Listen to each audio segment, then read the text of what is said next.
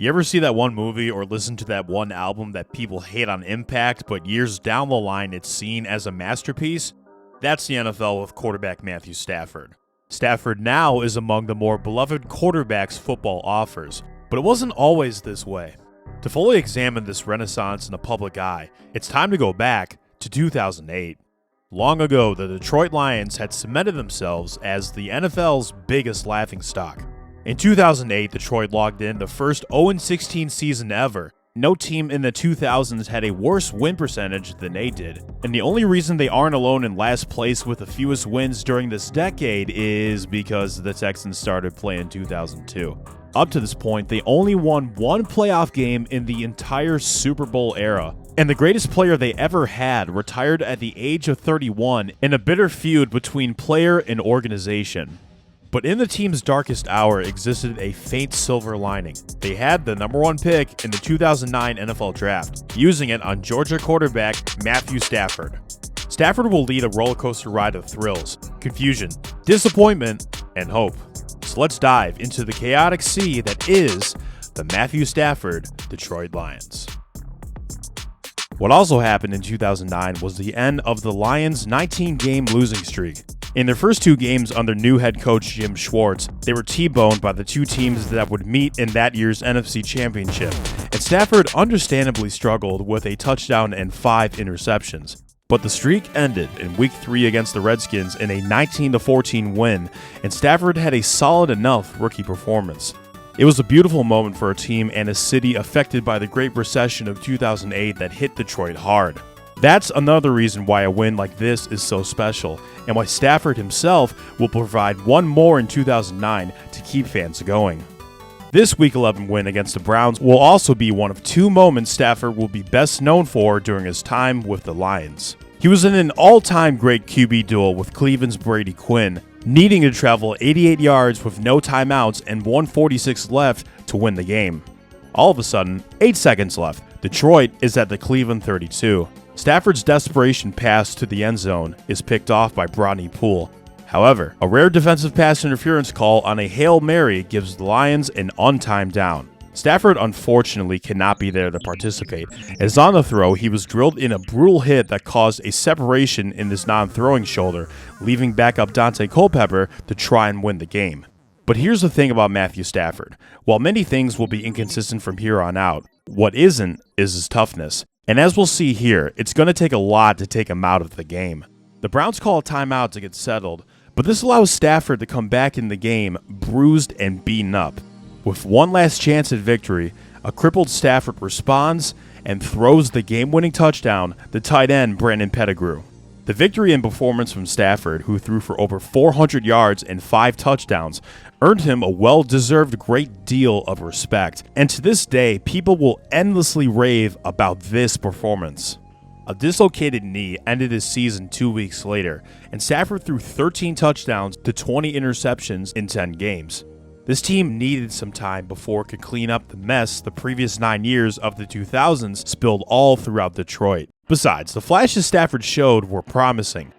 He'll also get some help in the form of one last parting gift from the 2008 Detroit Lions. Arguably the team's sole bright spot was a 1,300-yard receiver who led the league in touchdowns with 12 despite his own team finishing with 18. That's as much of a miracle as this man is of modern sports science. He has a rare combination of size, speed, flexibility, and the greatest hands from any wide receiver in NFL history. His name is Calvin Johnson, and he plays football like a cyborg, hence his nickname, Megatron. One of the first hints that this would be an all-time great QB wide receiver connection came in Week 8 of the 2010 season, again against the Redskins. Stafford and Megatron connected 9 times for 101 yards and 3 touchdowns in the comeback win. The 2010 season saw even less of Stafford, though. When he did show up, he was gradually improving as a passer, but he only played in 3 games thanks to injuries to his throwing shoulder and a stellar Week 9 performance against the top Jets defense. The quarterback season was once again over prematurely, and by Week 13, the Lions were 2-10. But something bizarre happened. They won all of their last 4 games to finish 6-10. Megatron had his first All-Pro season, and the defense got an enormous boost with their second overall pick, defensive tackle, and that year's Defensive Rookie of the Year in Ndamukong Suh. Outside of losing the season opener on everyone's favorite NFL debate, is this a catch or not, the 2010 season went as well as it could have for a Lions team without its meal ticket. But now Stafford had to stay healthy to avoid the dreaded bust label. Would he deliver now that Detroit was showing promise? In the 2011 season, the answer was yes. Matthew Stafford stayed healthy and exploded, eclipsing both 5,000 yards and 40 touchdowns while also taking home Comeback Player of the Year honors. With the boost in the air, the Lions started off hot at 5-0, and while they cooled off by the end of the season, a win against the Chargers in Week 16 secured their first playoff spot in 12 years as Stafford completed 80% of his passes for over 370 yards and 3 touchdowns. The Lions finished with 10 wins and 6 losses, and a top 5 scoring offense was headlined by, of course, Calvin Johnson, who transformed from a football great into a football god. We also got just under 800 yards from tight end Brandon Pettigrew, over 750 yards from receiver Nate Burleson, and over 600 yards from rookie Titus Young.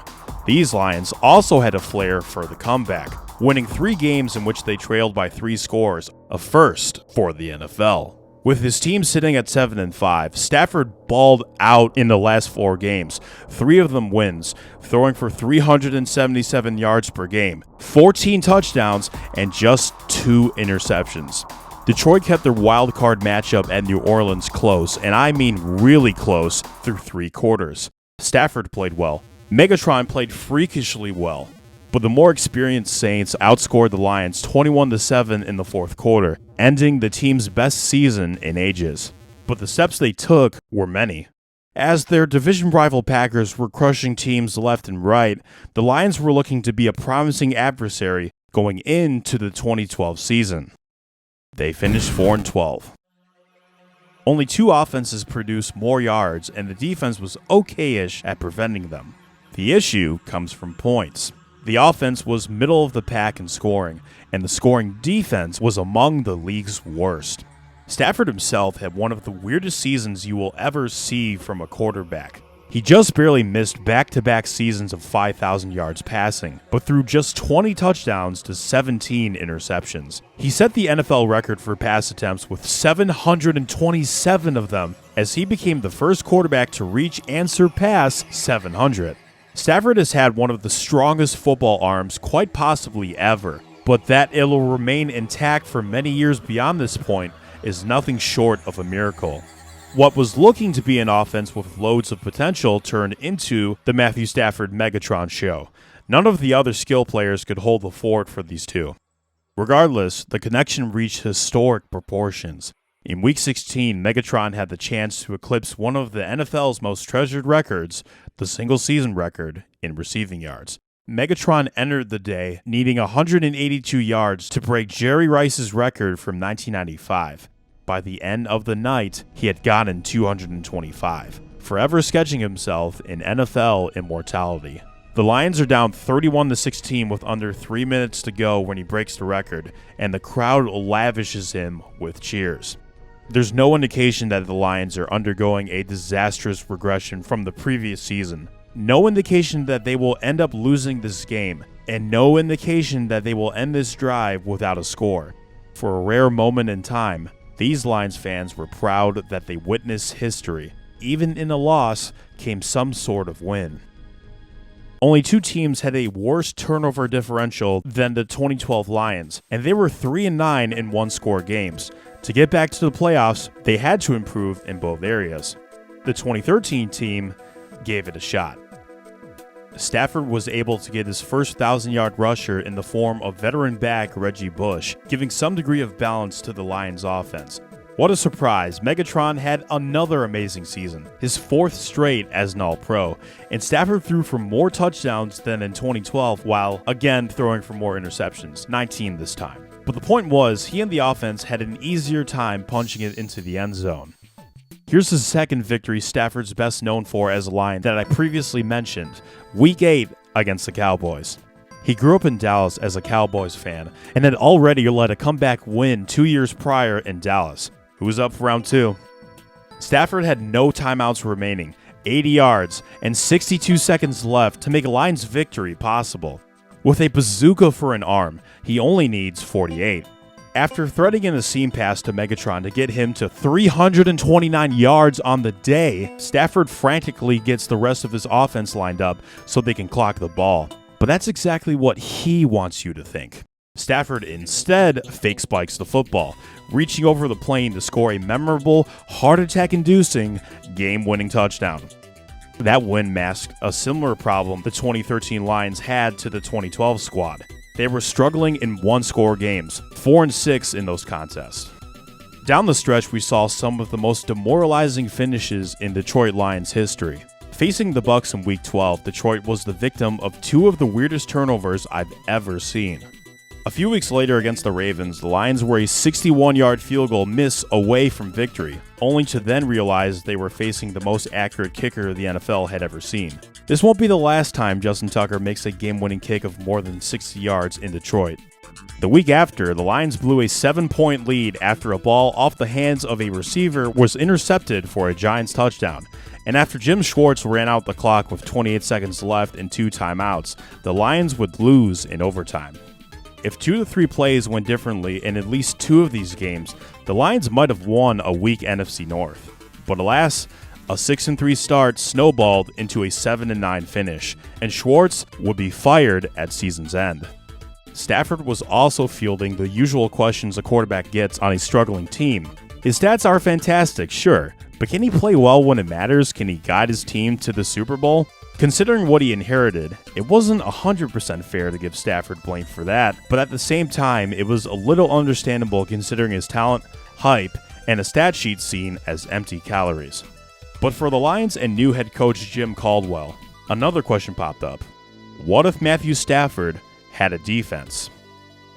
In 2014, we sort of got that answer. The Lions avoided any sense of a late-season collapse and finished 11-5, punching their tickets back to the postseason.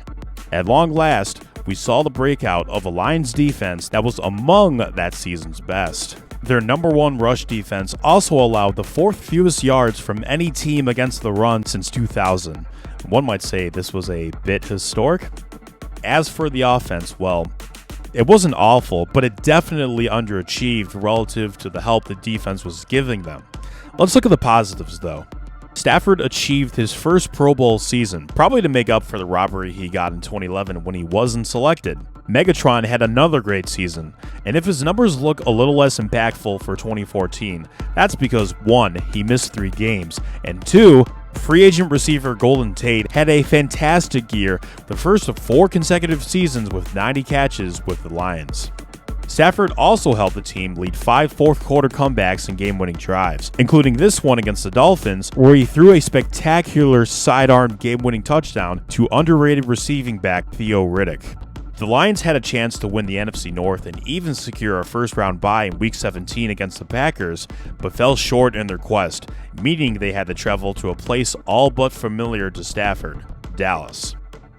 Against a team with a top offensive line and 2 MVP candidates in Tony Romo and Offensive Player of the Year DeMarco Murray, the Lions raced ahead 14-0 on touchdowns from Golden Tate and Reggie Bush. That pushed the 20-7 in quarter number 3, but the Cowboys were persistent and kept it close early in the 4th. As they crossed into Dallas territory, Cowboys linebacker Anthony Hitchens interfered with Brandon Pettigrew, moving the ball into a more favorable position for the Lions. Next, the Cowboys take the ball from their own 41. Wait, what happened? I thought the Lions had the ball. They did. Now they don't. The pass interference flag was picked up without any explanation as to why. But the Lions still had a chance to keep possession. It was a 4th and 1 from the Dallas 46 after all. But somehow, they took a delay of game penalty and punted the ball 10 yards away.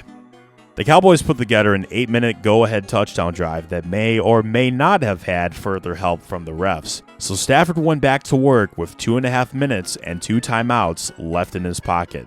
On the drive's second play, Stafford gets strip sacked, but receives a kiss from Lady Luck when Dallas fumbles the recovery and gives it back to Detroit. 8 plays later, he was strip sacked again, but Lady Luck did not turn the other cheek. Marred in controversy and ending in heartbreak, the Lions' best season in 23 years was over. It only led to further misfortune in 2015 with a horrific start of 0-5. The Lions were getting beat up by top defenses and the Chargers, and if this illegally batted ball by KJ Wright at the end of the Seahawks game is of any indication, they were still getting hosed by the officials. But Stafford wasn't blameless. Through those 5 games, he had 9 turnovers, including 3 interceptions in Week 5 against the Cardinals.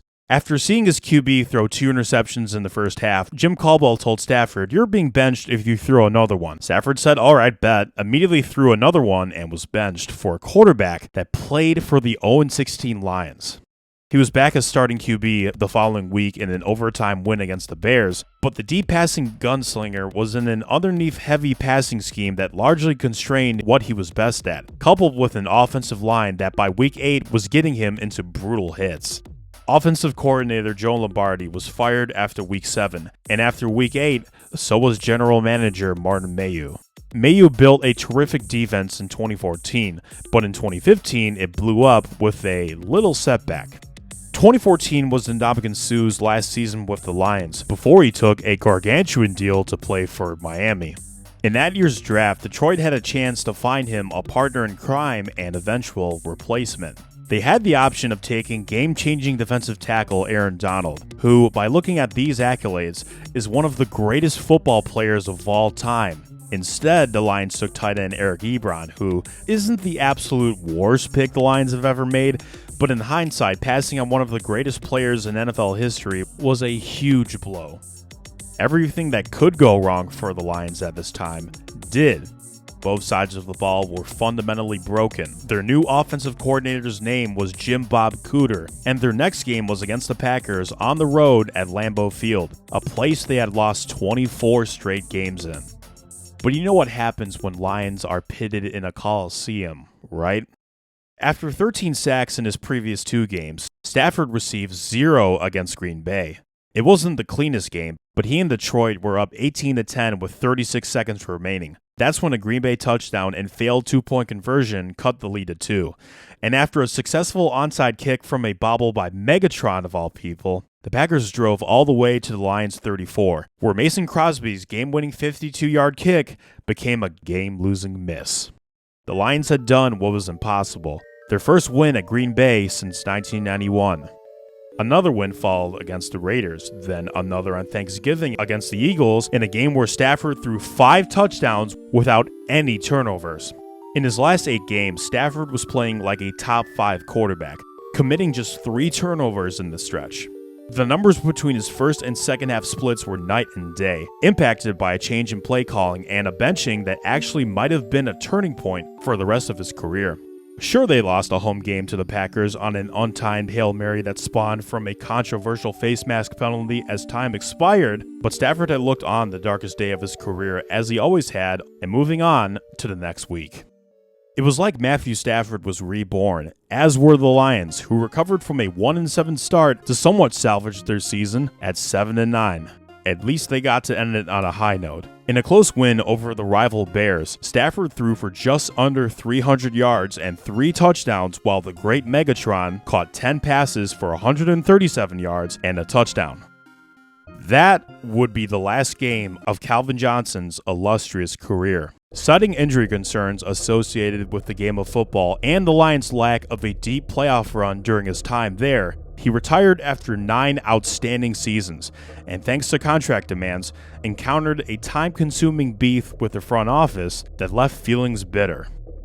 One of the greatest receivers the sport had ever seen said his goodbyes, leaving the Lions with the challenge of finding a replacement. Rather than try that, though, the Lions did more. They pried the great wide receiver 2 Marvin Jones away from the Bengals and also signed Anquan Boldin for the last season of what was a terrific, underrated career, and Golden Tate was still here in his prime.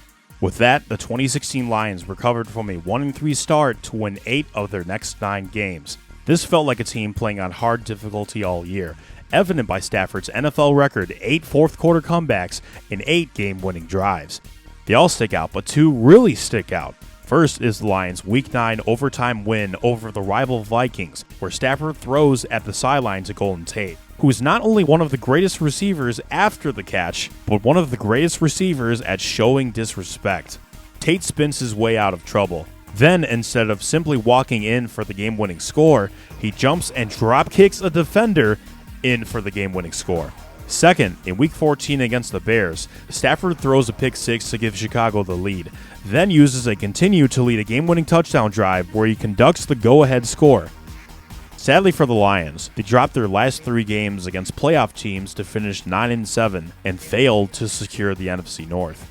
Unsadly, though, they still did enough to make it back to the playoffs for the 3rd time in the Matthew Stafford era. Their first opponent was the Seahawks, also their last. The game was actually pretty tight after 2.5 quarters, but a dominant 4th quarter from Seattle and a complete no-show from Detroit closed another chapter the Lions never finished. It didn't matter to the people that Stafford was playing with a broken throwing hand he suffered in the aforementioned Bears game. It had been 8 seasons without any playoff wins. If not now, when was it ever going to happen? Well, they gave it a good try in 2017. Stafford, despite leading Pro Football Focus's metrics and dropped interceptions and a league-worst running game, still had another great season, the catalyst in a more productive Detroit offense. While the Lions matched their 9-7 record from a year ago, a loss to the Bengals in Week 16 eliminated them from playoff contention. But guess what? The Lions got screwed by the officials again. Had the final play of their Week 3 game against Atlanta been called correct initially, Detroit may have gotten an extra win and the final wildcard spot instead of the 10-6 Falcons. In this instance, a 10-second runoff to end the game is a terrible way to lose. This season wasn't a complete bust, though.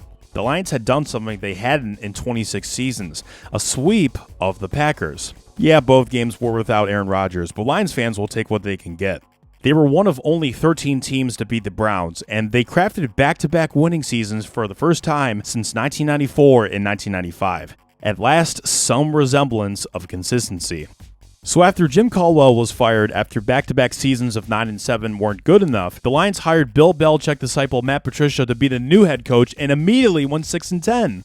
3 positives. They beat a Patriots team that would win the Super Bowl. They swept the Packers for the 2nd straight season. And 3, receiver Kenny Golladay had his first of 2 great seasons with the Lions. Negatives. Marvin Jones only played half the season, and Golden Tate played 7 games before getting traded to the Eagles. It was a mess on the offensive side of the ball once again. It only got worse in 2019. After a start of 3 wins, 3 losses, and a tie, the Lions lost their last 9 games with a defense that was complete garbage and an offense stuck in the middle of the pack. The Lions lost 9 one-score games this season, something that would have improved had Stafford not ended his 136-game Ironman streak with a fractured back in the game against the Raiders he not only finished, but nearly led a comeback victory in. A shame he couldn't finish the season though, especially considering he was playing the best football of his career. He was doing everything he could to make a struggling Lions team look competent. It was a tough year all around for Stafford. His wife Kelly underwent a 12-hour surgery in April to remove a brain tumor. The two met at Georgia, and Stafford obviously thinks the world of her, as he took time off that April to be there for her. Fortunately, Kelly's been cancer-free since then, even after a false report last year that it resurfaced. The next year, Stafford rebooted a new Ironman streak by starting every game and putting together another strong season, all on another bad team. Matt Patricia had won 13 games in 43 tries before he was axed after Thanksgiving. Even though the quarterback claims he and Patricia never had beef, many players hated playing for him, and his defenses never amounted to much to make up for him being a tool. Much like how Barry Sanders and Calvin Johnson were worn out after many phenomenal seasons in Detroit, Stafford was worn out after 2020. On March 18, 2021, the Lions parted ways with the best quarterback they ever had, trading him to the Los Angeles Rams in exchange for a couple of first-round picks and exiled quarterback Jared Goff. Stafford had been widely underappreciated during his time in Detroit. On some accounts, he was considered the best quarterback to never win a playoff game, something he wasn't too eager to go down in history with. For the Lions, this is the end of the Matthew Stafford era. But for both, the story isn't over just yet. The Lions kicked off the first of 3 seasons of their rebuild by winning just 3 games in 2021, then 9 in 2022, then 12 in 2023, clinching their first playoff spot since 2016. It sucks that Stafford wasn't around to see this though. He would have loved to play for Dan Campbell and this Lions team. But don't confuse this for another chapter of rotten luck in Stafford's career, because in 2021, he got his first playoff win, then his second, then his third, then his first Super Bowl trophy. Under a new offensive scheme again, he didn't just flourish, he had the best season of his NFL career. He continued to play lights out in the playoffs, finally turning around his big game reputation, while also vindicating the millions of Lions fans who did nothing but defend him when the rest of the league doubted him. This is pretty much unprecedented. When was the last time a quality quarterback was seen as a brutal underachiever for never winning when it mattered, only to immediately win it all the moment he got sent to a different team? Detroit soon found their own good fortune a couple years later with their first NFC North title ever, and their first 12-win season since 1991. Of course, had they not been the subject of officiating controversy yet again in a Week 17 loss to the Cowboys, Goff and the Lions could have had 13 wins and possibly secured a first-round bye. Sometimes the football gods have a funny way of making things make sense. Matthew Stafford made his return to Detroit, as his Rams got to face the Lions in the wildcard round as the final gauntlet for an NFL team with a 32-year-long playoff win drought. And it was close. No one would have had it any other way. Number 9 was making insane throws all season long, and against the Lions, the insane throws continued. But late in the fourth quarter, Detroit did what it was best at and held Stafford back. Eventually, a first down conversion with 2 minutes left from Goff iced what was thought to be unattainable. The Lions became the final team to win a playoff game in the 21st century, and did it against the greatest quarterback they ever had. And the following week, they won another playoff game in the divisional round against the Bucs. If Stafford seems pretty bitter, it's probably because the Lions' greatest taste of success in 3 decades came without him, and he didn't seem congratulatory for the fans after the game. It doesn't help that he was booed while walking on the field, which, to be fair, he was on the other team. Even Patriots fans booed Tom Brady in his return to Foxborough in 2021. So things are a bit petty between Lions fans and Stafford, though his spirits seem a bit better after the 2024 season opener, where the Rams suffered another close defeat to the Lions at Detroit. I wouldn't fret though. The Lions have since squashed the beef with both Barry Sanders and Calvin Johnson, both serving as the organization's ambassadors. If they can make amends with those guys, Stafford can make amends with the Lions. It's just going to take some time. Stafford, as of the 2024 season, is still active and as competitive as ever. He's since made his way in the top 10 for passing yardage all time, and very well could break into the top 10 for touchdown passes by the time you see this video. That opens up a conversation which, during his time in Detroit, was turned down with a laughable no, but with critical reappraisal has surfaced. And that is Matthew Stafford a Hall of Famer? Well, he does have the enticing counting stats and the Super Bowl ring, but he is lacking any All-Pro season, a Super Bowl MVP, or the countless Pro Bowls. In his defense, he was snubbed a few times, most notably during both seasons where he eclipsed 40 touchdowns. So in one respect, I'd have to say no based on the Hall's standards. But in another respect, I see Stafford as having the inverse career of Drew Brees when Brees was on the Saints. By his 4th season in New Orleans, Brees had won a Super Bowl ring, shielding himself from criticism when the Saints failed to make it back to the Super Bowl for the rest of his career, despite numerous great seasons and playoff performances. What if Stafford had won a ring early in Detroit and had those great seasons to follow? Would he command more Pro Bowls, respect, and truly find himself as a Hall of Fame lock? Possibly. And there's some merit to it, crazy as it sounds. Under Stafford, Calvin Johnson finished with the most receiving yards in the season, Cooper Kupp finished second, and Puka Nacua broke the rookie record. In 12 seasons in Detroit, his teams, while not the basement dwellers they were in the previous decade, still lost more games than they won, went to the playoffs 3 times, and went one and done all 3 times. Against winning teams, Stafford's record is also horrendously bad. His Lions teams won 8 of those 73 games, a disastrous 12.3%. Compared to his peers at the time, Stafford's win percentage was beyond abysmal. But since joining the Rams, he won 1 less game against winning teams in 2021 than he did his entirety with the Lions, and through 2023 had a respectable 44.4 win percentage for teams above 500. Today's quarterbacks love him. CJ Stroud claims Stafford would have won more Super Bowls in Green Bay than a 4-time MVP. And Caleb Williams ranks him second among active quarterbacks behind that same former Packers quarterback. This is a quarterback that has, and likely always will have, every meaningful passing record in Detroit Lions history. This is a quarterback that gave a football team as meaningful as a fart a reason to be watched. And this is a quarterback that no matter how hard he got hit, or no matter how grating the loss, his toughness kept him coming back to take more punishment for the sake of a win.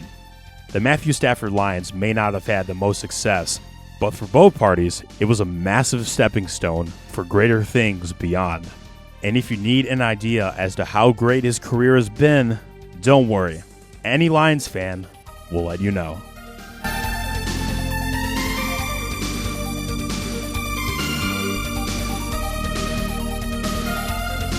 Hey, it's me again. Just want to thank you for watching the video. My friends tell me that I should put this at the end of the video, so please make sure you subscribe. And if you don't, well, I mean, I really want you to subscribe, but if you don't, that's cool too. But subscribe, like this video, turn on the bell, other stuff that YouTubers say, and I will see you around for the next video.